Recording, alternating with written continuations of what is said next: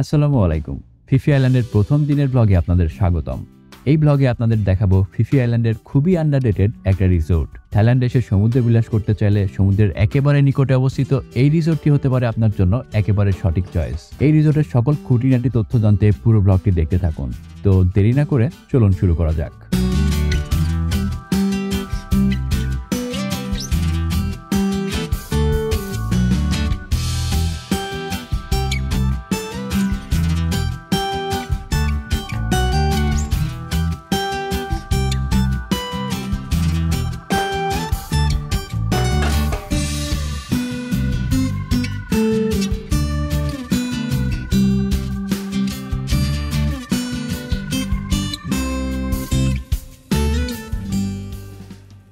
Bayview resort, এখানে দেখবেন যে এটাই হচ্ছে ওয়েলকাম টু ফিফি আইল্যান্ড, মানে ওনাদের ওয়েলকামিং স্পেস। সো আপনাকে প্রথমে এখানে আনা হবে, যেরকমটা বলছিলাম।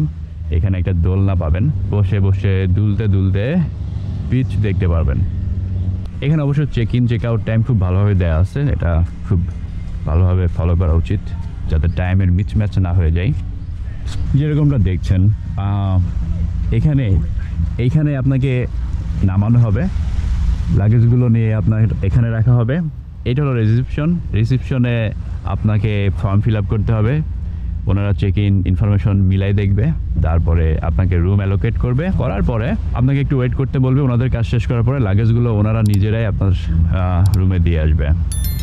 তো ওয়েলকাম ড্রিঙ্ক দিবে একটা, ওয়েলকাম ড্রিঙ্কটা দেখতে একটু কলা পাতার মতো, taste like a lemonade but not a lemonade they offer. এখান থেকে আপনি বোটে করে কিন্তু ওই সাইডে যদি যেতে চান বা ওই সাইডে যদি যাইতে চান just for transfer purpose, not at the check out time, general টাইমে, তাহলে কিন্তু আপনি সেটা সুযোগ পাবেন না। আপনাকে এই দিক দিয়ে হেঁটে একটি স্টেয়ার আছে, উঠবেন, উঠে অর্থাৎ ডান দিকে যাবেন, তারপরে সোজা যেয়ে বাম দিকে গেলে আপনি ওইখানে মেন প্লেসটাতে, অর্থাৎ এটার যে ছোট্ট একটা টাউন, এই টাউনে আপনি পৌঁছাবেন। ওখানে ম্যাকডোনাল্ডস প্লাস বিভিন্ন হালাল ফুডের রেস্টুরেন্ট আছে, ওখানে আপনি খাইতে পারেন। এই ফিফি আইল্যান্ডের এই সাইডের মেন অ্যাক্টিভিটিগুলো আপনি রিসোর্টের সামনে পাবেন না, যেমন ফায়ার শো, বিভিন্ন বার বা অন্যান্য সব কিছুই ওইখানে অবস্থিত। সো এটা around 15 to 20 minutes of walk, আপনি ভালোভাবে ইজিলি যেতে পারবেন হেঁটে। আমরা কালকে সন্ধ্যায় দেখেছি অনেক মানুষজন, এইখানে সেরকম মানুষজন সন্ধ্যার পরে ছিল না, সবাই ওখানে চলে গিয়েছিল, কারণ ওখানে মেন অ্যাক্টিভিটিগুলো হয়। তো এটা আপনাকে মাথায় রাখা লাগবে। তো আপনাকে প্রস্তুত থাকতে হবে এখানে একটু হাঁটাহাঁটি করার জন্য। আর হাঁটতে খুবই ভালো লাগবে, বিকজ আপনি যেরকম দেখছেন যে পানির রং এখানে অসাধারণ। এখানে যে কালারটা, এই কালারটাই সামনে যে নৌকাটা আসতেছে, নৌকাটার পরে কিন্তু এটা খুবই ডিপ হয়ে গেছে। তো খুবই অসাধারণ একটা ভিউ পাবেন আপনি। বড় বড় পাহাড়, সামনে যে সমুদ্রের যে পরিষ্কার পানি, এই পানিগুলো আসলেই বর্ণনা করে কথায় বোঝানো সম্ভব না। আরও ইন্টারেস্টিং ব্যাপার হলো, আমরা যখন এই বোটগুলো উঠছিলাম জেটিঘাট থেকে, আর আমার মনে নাই, অথবা এখানে নামছিলাম এই বোটগুলো থেকে, তখন অনেক মাছ এসে আমাদের পায়ের চারপাশে ঘুরছিল। মানে আপনি বিশ্বাস করতে পারবেন না, অনেক মাছ এখানে। তো আসলে এটা আমাদের জন্য একটা খুবই ওয়েলকামিং ছিল, এবং উই ফেল্ট ব্লেসড যে আমরা এখানে আসতে পেরেছি। আপনাদের আমি এখন একটু সমুদ্রের পানিতে নিয়ে যাব, এবং ওখানে যে নৌকাগুলো আছে এই নৌকাগুলো দেখাবো, এগুলোতে কতজন কিভাবে বসতে পারেন এবং আমরা কিভাবে বসে আসলাম অ্যাকচুয়ালি। তো যদি আপনাদের এই বোটটা দেখায়, যে বোটে আমরা আসলাম, এই সিঁড়িটা মাটির সাথে লাগাই দেওয়া হবে, অর্থাৎ বালির সাথে লাগাই দেওয়া হবে, এবং এইখানে আপনার লাগেজগুলো রাখা হবে। আর এখানে 1 2 3 4 মোটামুটি 4টা রো আছে বসার জন্য। এখানে আপনারা বসবেন, বসে পিছনে আছে ইঞ্জিন, বসে জেটিঘাট থেকে এখানে চলে আসবেন। মোটামুটি সবগুলো বোটের সাইজ একই, যেরকমটা দেখছেন। তো এই বোটে করে আপনারা জেটিঘাট থেকে আপনাদের রিসোর্ট পর্যন্ত চলে আসতে পারবেন। সব রিসোর্টেরই এখানে একই সিস্টেম, জেটিঘাট থেকে ওরা সাইনবোর্ড নিয়ে দাঁড়ায় থাকে, এবং আপনি পৌঁছালে আপনাকে জিজ্ঞেস করবে আপনি কোন রিসোর্টে যেতে চান, কোন রিসোর্টের বুকিং আছে আপনার। ওদের সাথে ম্যাচ করে গেলে ওদের বোটে নিয়ে রিসোর্টে চলে আসবে। ফিফি আইল্যান্ডে বেভিউ রিসোর্টে আমরা চেক ইন করেছি, এবং বেভিউ রিসোর্টে আমাদের যে রুম, সেই রুমটা হলো 102টা হলো আমার রুম, এবং 101টা হলো সাউন্ডের রুম। একটা ভিলাতে 2টা রুম আছে, একটা সাউন্ডের, একটা আমাদের। সিফাতদের ভিলাটা আরেকটু দূরে। এই নিচে হলো রিসেপশন থেকে উপরে উঠে আসতে হয়, এসে হাতের বামে যে এইটা হলো আমাদের ভিলা। সিফাতদের ভিলা হলো সামনের সাদা ভিলাটা।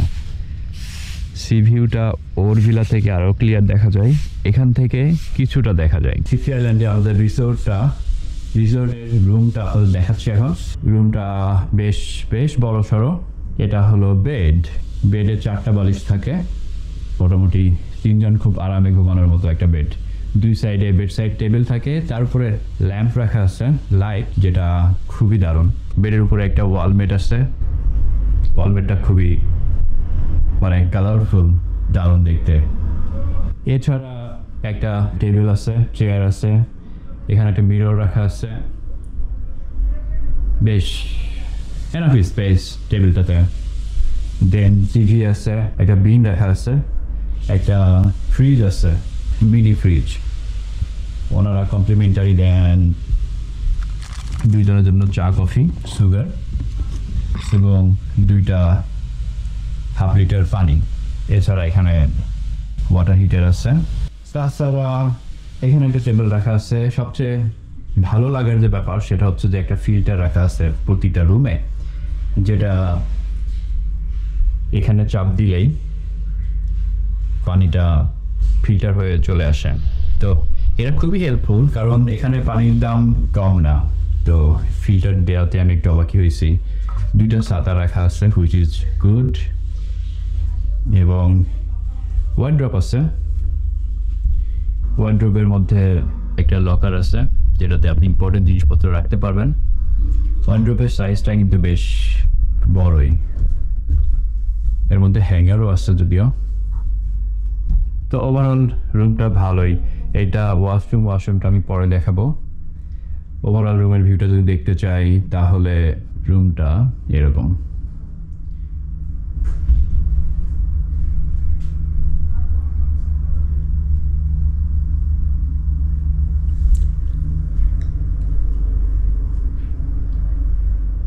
এসি আছে, এসিটার কন্ডিশন বেশ ভালো।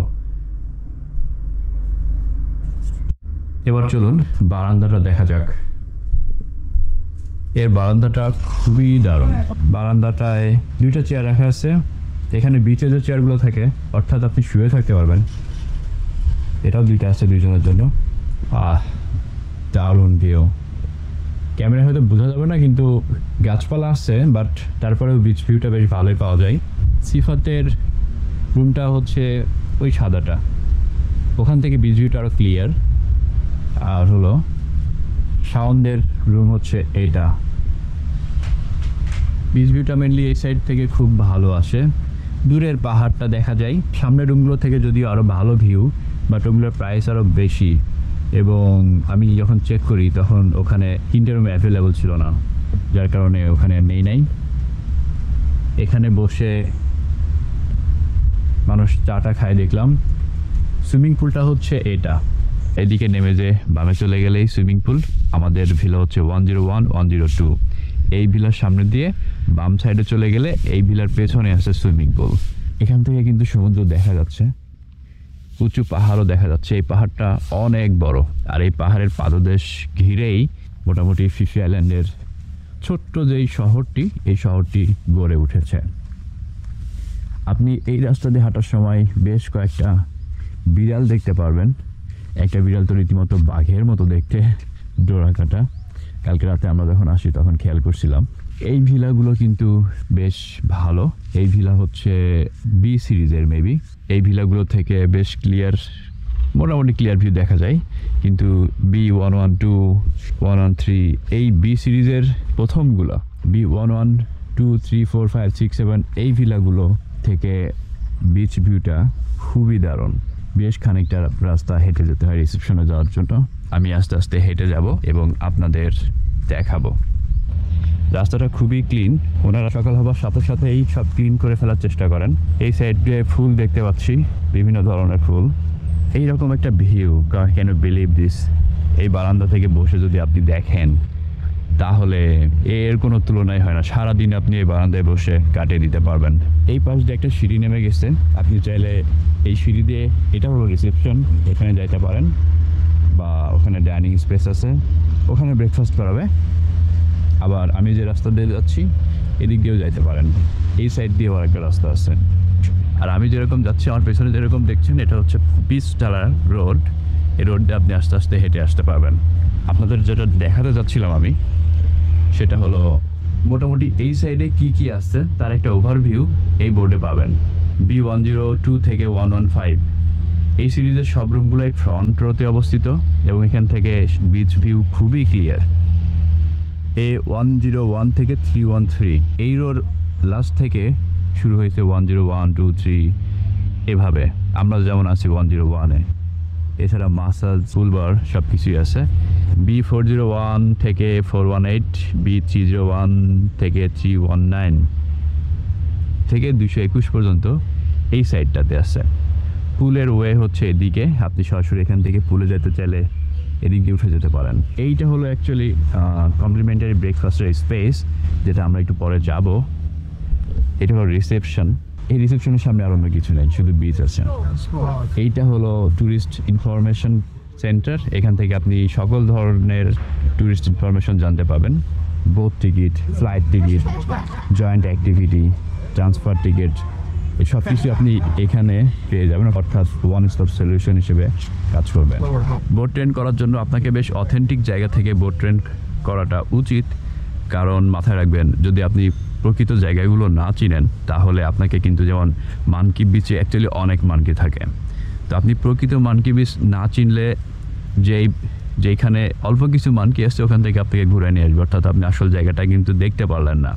এখন আমি দাঁড়িয়ে আছি আমাদের রিসোর্টের রিসেপশনের একেবারে সামনে। আপনারা চাইলে রিসেপশনের এই শেডের নিচে বসে লাঞ্চ কিংবা ডিনার করতে পারেন। রিসেপশনে বললেই ওনারা আপনার খাবার এখানে অ্যারেঞ্জ করে দিবেন, আর আপনি সমুদ্রের একেবারে কাছে বসে সমুদ্র দেখতে দেখতে খাবার উপভোগ করতে পারবেন। আর রিসেপশনের ঠিক পরেই বালির মধ্যে এরকম কিছু চেয়ার দেওয়া থাকবে, যেখানে বসে আপনি সানবাথ করতে পারেন কিংবা এখানকার অপরূপ প্রাকৃতিক দৃশ্য উপভোগ করতে পারবেন। জায়গাটি এতটাই সুন্দর যে এখানে এসে আমার মনে হয়েছিল একটা কমপ্লিট রিফ্রেশমেন্টের জন্য এর থেকে ভালো জায়গা আর হতেই পারে না। আর এই রিসোর্টে থাকার জন্য আমাদের রুম প্রতি খরচ হয়েছিল 8,900 টাকা প্রতি রাতের জন্য। একেবারে পিক সিজনে এটার মূল্য চলে যায় 14,000 টাকা পর্যন্ত, এবং অফ পিক সিজনে আপনি মাত্র 6,500 টাকার মধ্যে রুম পেয়ে যাবেন। তবে আপনাদের জানিয়ে রাখতে চাই, ফিফি আইল্যান্ডে থাকার জন্য কিন্তু আপনাকে থাইল্যান্ডের অন্যান্য জায়গার তুলনায় বেশি খরচ করতে হবে। তো চেষ্টা করবেন এখানকার রুম যতটা আগে সম্ভব বুক করে ফেলার জন্য। আজকের ব্লগটি এ পর্যন্তই, আর দীর্ঘ করব না। আমার নেক্সট ব্লগে আপনারা দেখবেন এই রিসোর্টের কমপ্লিমেন্টারি ব্রেকফাস্টে কি কি খাবার অফার করা হয়, এবং ফিফি আইল্যান্ডে আমাদের দ্বিতীয় দিনে এখানকার সকল আইল্যান্ড হপিং। তো সে পর্যন্ত ভালো থাকুন, দেখা হচ্ছে আমার নেক্সট ব্লগে। ধন্যবাদ।